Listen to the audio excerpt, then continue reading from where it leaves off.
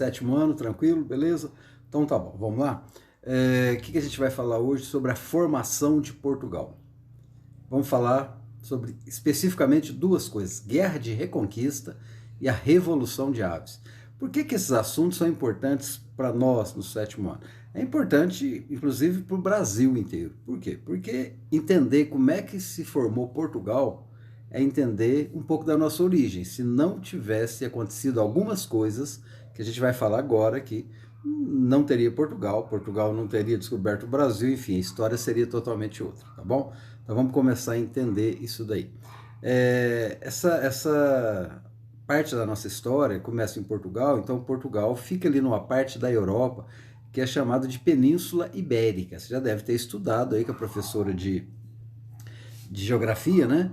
O que é uma península, né? Quer dizer, uma ilha, ela é diferente de uma península. Uma ilha, ela é uma parte de terra em que todos os limites, todas as fronteiras dela é água. Já uma península, não. Uma península, quase todas as fronteiras é água, menos uma parte que é ligada ao continente. Então, todas essas pontas do continente, se é que a gente pode chamar assim, né, são península. Olha algumas que aparecem aí no globo, né? Além da Península Ibérica, que bem à esquerda, Península de Jutlândia, Península Itálica, Península Balcânica. Então, pronto, todas essas partes aí são penínsulas. E a nossa história hoje acontece na Península Ibérica. Então vamos lá, vamos falar primeiro dessa guerra de reconquista. O que é guerra de reconquista? Guerra que os reinos do norte, lá da Península Ibérica, fizeram contra os muçulmanos. Vamos nos localizar aqui? A gente está falando aí de final da Idade Média, a gente está falando aí, Idade Média, alguns autores dizem que vai até o século XV, né? Então, começo de Idade Moderna, final de Idade Média, vamos começar ali pelo século XI, a gente vai perceber que até o século XI, mais ou menos, nós tínhamos vários povos muçulmanos que eles tomavam conta da Península Ibérica. Quem que são povos muçulmanos? Então vamos lá, Península Ibérica, essa pontinha aí da Europa, ela maiorzinha aqui, toda essa parte aqui, ela foi tomada por muçulmanos. Muçulmano, havia um povo cristão, a Europa, nessa época, final da Idade Média, quase toda a maioria era cristã, mas havia uma guerra entre cristãos e muçulmanos. Os muçulmanos são aqueles da religião do islamismo, né? Então, os islâmicos ou os muçulmanos foram tomando conta, primeiro na Ásia, da Arábia, depois foram para a Europa e foram tomando conta de grande parte aí da Europa. Essa parte aqui, especificamente da Península Ibérica, onde está meio rosa aí, alguns reinos que estão aí, Leão, Castela, Navarra e Aragão, foram reinos que tiveram resistência aí a essa invasão. Eles se seguraram ali e eles fizeram uma guerra para expulsar esse povo islâmico.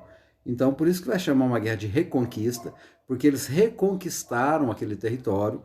Então, essa parte aí do globo, então, com esses quatro reinos, Reino de Leão, Reino de Castela, Reino de Navarra e Reino de Aragão, foram reinos que lutaram contra os muçulmanos. Especificamente, no Reino de Leão, havia um rei, rei Afonso I, e ele lidera essa guerra de reconquista. Ele conta aí com a ajuda de um nobre que veio lá da França, Henrique de Borgonha, então lá da vizinha França, né?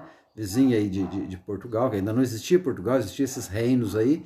Vizinha desses reinos, então, a França já é um país, um reino já mais organizado e tal, já existia França, já existia Inglaterra, e esse nobre francês, chamado Henrique de Borgonha, ajuda o Afonso VI, que era o rei de Leão, do reino de Leão ali, e é muito forte, é muito importante nessa guerra de reconquista.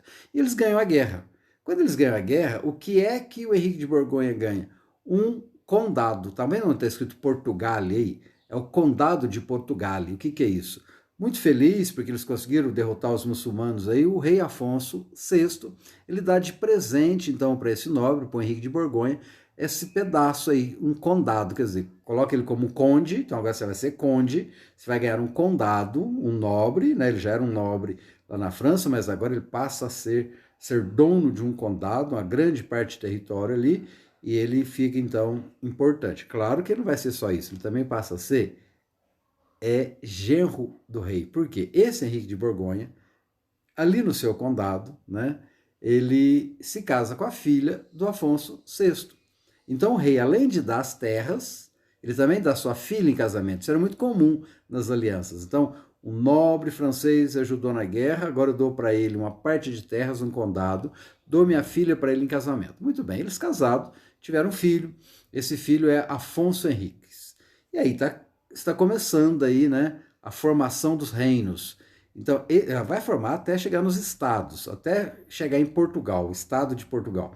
Mas nesses reinos já havia toda aquela tradição e aquela forma de governo de passar de pai para filho, então vai passando. Passou então o reinado para Afonso Henriques, e esse Afonso Henriques, ele no ano de 1139, estamos falando então do século XII, ele declara a independência do condado de Portugal. Então, a partir daquele momento, o condado de Portugal passa a não pertencer mais ao Reino de Leão, passa a ser um lugar específico, um estado novo chamado Portugal.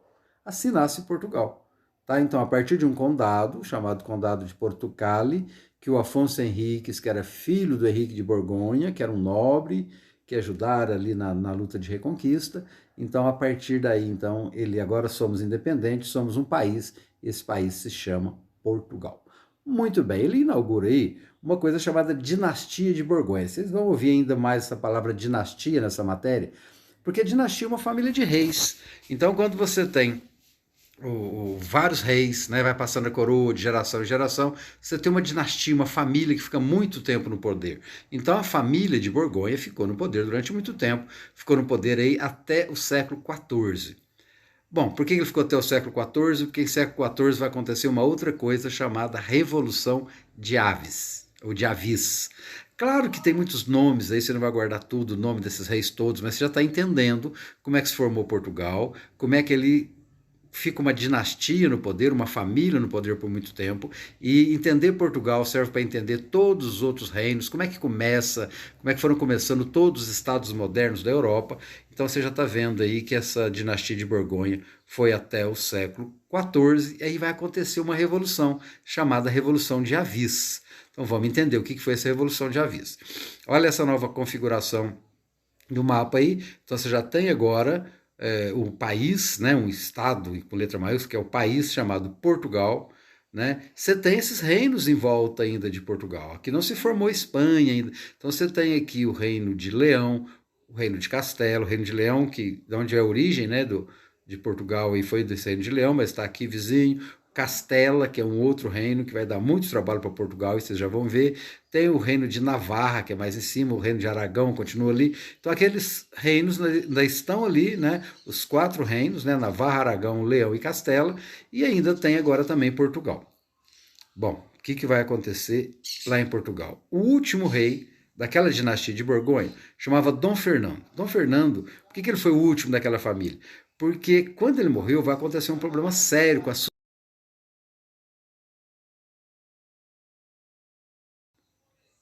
Vamos lá, presta atenção o que vai acontecer aqui. O Dom Fernando, ele tem uma filha. Ele tinha que ter um filho para passar o reino, mas ele não tinha um filho, o filho era menor, era pequeno ainda. Mas ele já tinha uma filha mais velha. Essa filha, chamada Beatriz, ela era casada com Dom João. Dom João era rei de Castela. Então dá uma olhada aí, esse reino vizinho. Era normal essa aliança também entre os estados, né? Um caso sempre na família de reis, só nobres casam entre eles. E aí a filha, Beatriz, né? A filha do Dom Fernando, casa aí com Dom João, que é rei de Castela. Até aí tudo bem, só que acontece um problema. É que, enquanto Dom Fernando está vivo, tudo bem. Mas se Dom Fernando morrer, esse trono iria para Beatriz. E se a Beatriz é casada com Dom João, que é rei de Castela, então Castela vai juntar com Portugal. E Castela passaria a tomar conta de Portugal. Será que o povo de Portugal queria isso, né? Bom, o que é que vai acontecer? Justamente isso, Dom Fernando morre. Quando Dom Fernando morre, as opiniões ficam divididas, as opiniões lá dentro de Portugal ficam divididas. Tinha um grupo que achava legal, os nobres achavam legal. Falaram, não, lógico, a Beatriz é casada lá com Dom João, rei de Castela, junta com Castela, a gente passa a pertencer a Castela, tudo nobres e tudo bem. Mas tinha uma outra parte, que eram os comerciantes, os burgueses. Lembra dos burgueses, comerciantes? Começaram a aparecer lá, já não tem só nobres mais, já estamos no finalzinho da Idade Média. Os comerciantes queriam partir para as navegações, queriam fazer comércio. Eles preferiam um outro rei.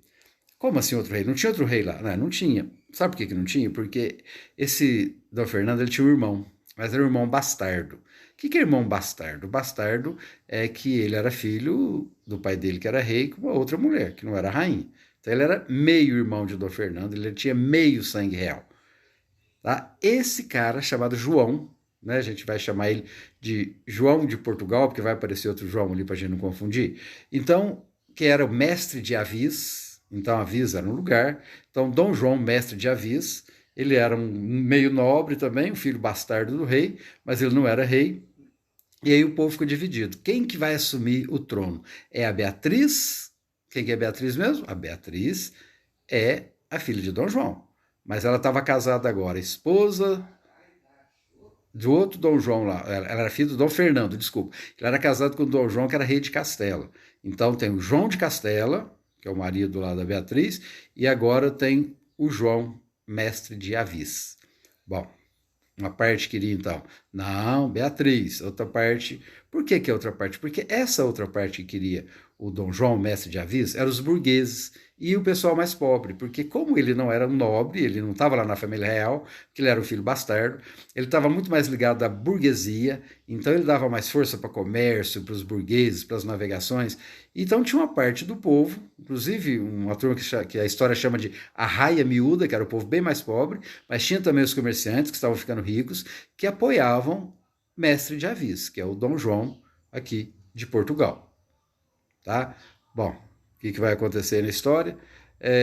Essa briga, então, passa a ser uma briga entre nobreza e burguesia. E não é só a nobreza ali dentro de Portugal que queria Beatriz, não. Claro que é em Navarra também, né? Porque se o Dom João, marido lá da Beatriz, o marido da Beatriz era o rei de Castela, então o povo de Castela, os nobres de Castela, eles se juntam com alguns nobres também, até da Inglaterra e da França, e começam a falar, não, é nosso, Portugal agora é nosso, porque morreu lá o Dom Fernando e a filha dele, que era herdeira, está casado com o nosso rei, então nós é que somos donos de Portugal. Olha a briga, então, Castela querendo Portugal, pessoal lá de Portugal meio dividido, uma turma também queria, tá bom, deixa ficar com a Beatriz, e outra turma querendo o Dom João. O que vai acontecer?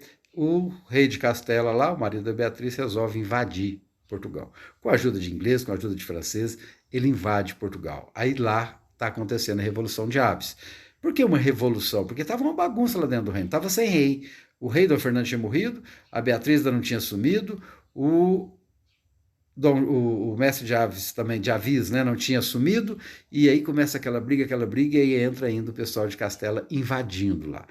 Nessa guerra acontece uma coisa chamada Batalha de Aljubarrota. Ora, Aljubarrota é um lugar.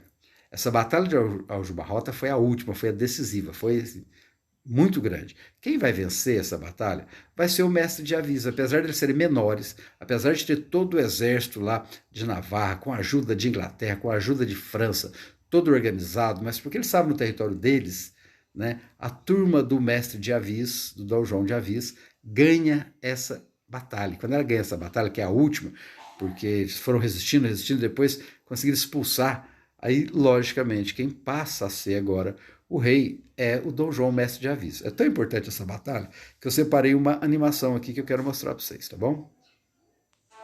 Portugal, Idade Média. O sol brilha, os gatinhos miam, as crianças brincam na rua. Isso é que é vida boa, mano. Senhor, nosso rei acabou de morrer e a filha dele casou com o rei de Castela. E o rei de Castela está invadindo Portugal com milhares de homens. Mas tem uma boa notícia, senhor. O senhor tem meio sangue real. Então o senhor pode ser o nosso novo rei e liderar Portugal contra os castelhanos. E qual é a boa notícia mesmo?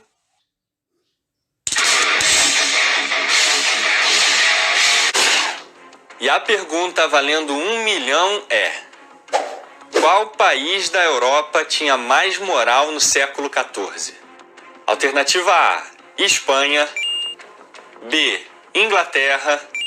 C, França. Ou D, Portugal.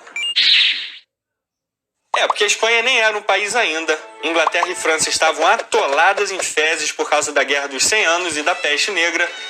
E Portugal estava longe dessa zona toda. Era um país independente, livre dos mouros, longe da peste, de frente para a imensidão do Atlântico. O universo inteiro conspirava em tornar Portugal o país número 1 do mundo até que... Toque, toque. Com a morte do rei Fernando, Portugal entra em crise por causa dela, a filha do rei, casada com outro castelhano, o rei de Castela, João I, conhecido em Portugal como João do Mal.